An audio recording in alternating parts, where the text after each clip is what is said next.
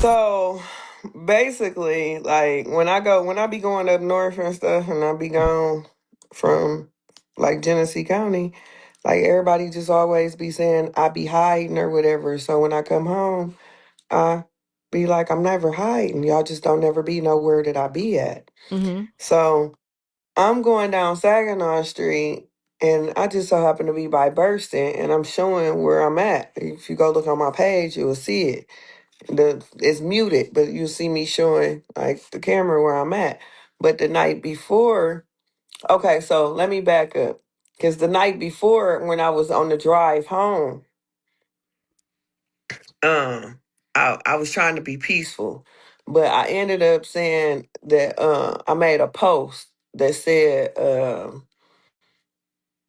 you went and got an abortion by the nigga that killed your fiance's sister, and then you bragged about having getting pregnant by. Have you ever watched an online feud spiral so far out of control that suddenly people aren't just arguing through live streams anymore? Instead, everyone starts asking whether real-world consequences are about to follow. Well, that's exactly what social media has been buzzing about over the past day.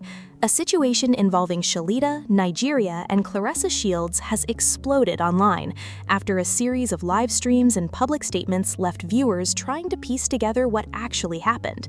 But here's the important thing to remember before we dive in.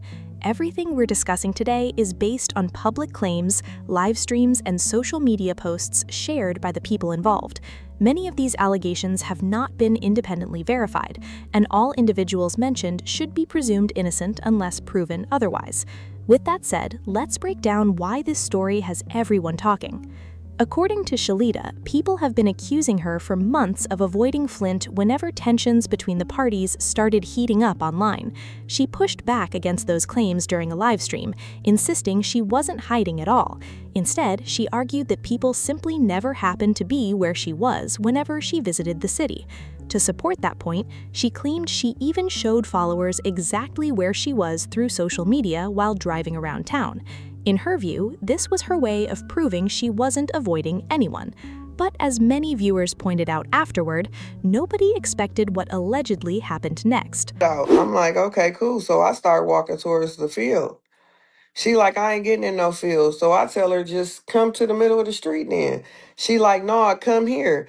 Now, anybody that know Nigeria, she always try to get you to come towards her or come where she at so it can make it look like you were the aggressor. No, it's a mutual thing. Come to meet me. Come meet me. She wouldn't come meet me, so I just laid in the middle of the street. Her and Bremo didn't do shit. So then I get up. I start seeing more and more, I start seeing more and more cars come, more and more people. I'm like, whole time it's just me standing out there by myself. She gets so mad. She thinks she's rage baiting me. She's trying to rage bait me, but all she did was rage bait herself.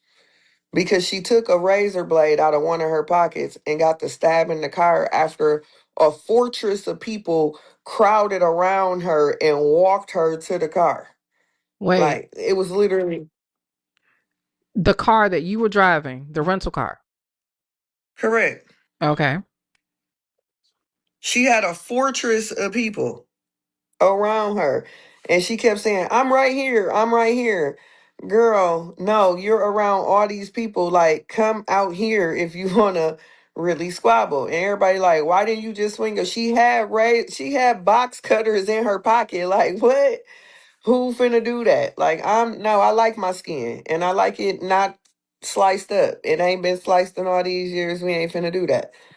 So, girl, she just got the scratching the car with the razor blade. And I'm just looking at her. So I guess because I started laughing, it made her mad. She went and got in the car and she tried to hit me.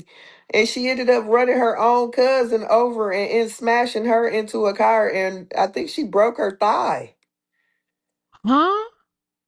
Yes, and then she got mad at that because she couldn't hit me and then ran into the car, the rental car, like 4 to 6 times.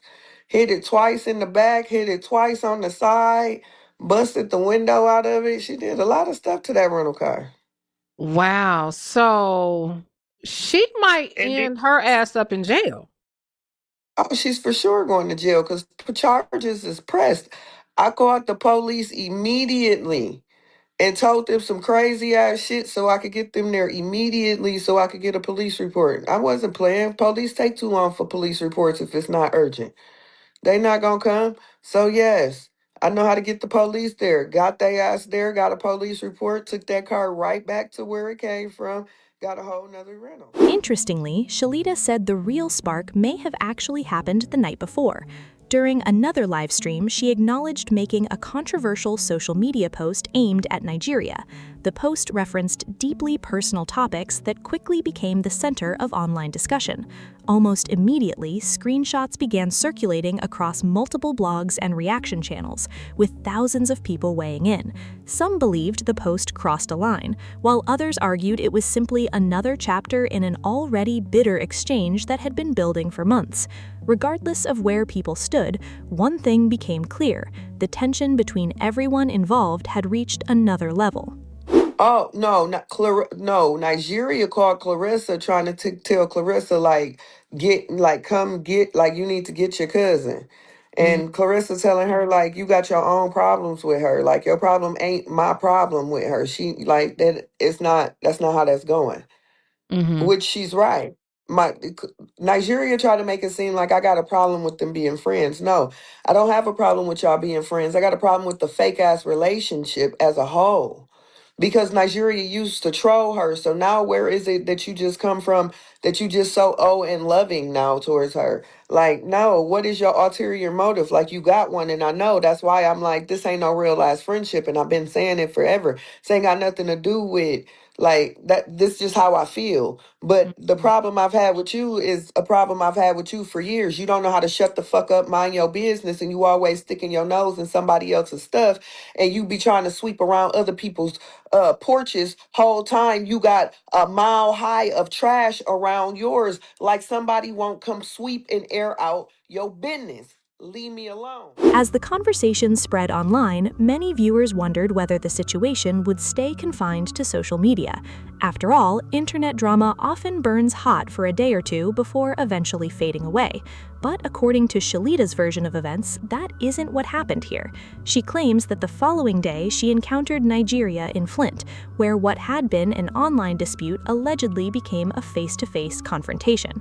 Now, it's worth emphasizing again that this account comes from Shalita's public statements and has not been independently verified. According to her, when the two encountered each other, she suggested meeting in the middle of the street for what she described as a fair one-on-one conversation or confrontation. She alleged that Nigeria instead remained closer to a group of people nearby, leading Shalita to believe that approaching could later be portrayed as her being the aggressor. Whether that's what actually happened remains disputed, but it's one of the details that has fueled so much online debate. I just think it's jacked up because at the end of the day, I would never send nobody to come do nothing to you, especially when all a person is doing is telling the truth. Yep. Like, you feel you feel threatened by my truth, but it's not stopping nothing because everybody you send is weak. I smell it. We smell it. Then came one of the most talked about moments from Shalita's livestream. She claimed that instead of continuing to argue, she literally laid down in the middle of the street. Yes, according to her own account, she stretched out on the pavement while the crowd watched. That image alone quickly spread across social media, with viewers offering completely different interpretations. Some believed it was her way of demonstrating she wasn't afraid, while others questioned whether the gesture only escalated an already tense situation. Regardless of opinion, that unusual detail became one of the defining moments people couldn't stop discussing.